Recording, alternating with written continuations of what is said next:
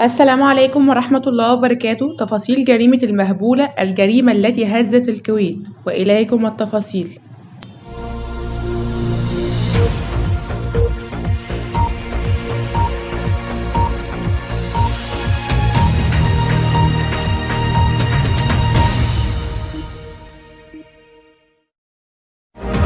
مرحبا بكم من جديد. صباح اليوم الاثنين تحدثت بعض المصادر الأمنية عن تفاصيل جريمة المهبولة التي ارتكبها وافد يحمل الجنسية السورية، والذي قام بقتل والدته الكويتية، إضافة إلى قتل الشرطي عبد العزيز رحمة الله عليه. وردت بلاغات بحدوث جريمة قتل في القصور، شهدت الضحية ميتة وملقاة على الأرض بعد أن طعنها ابنها في كتفها الأيمن.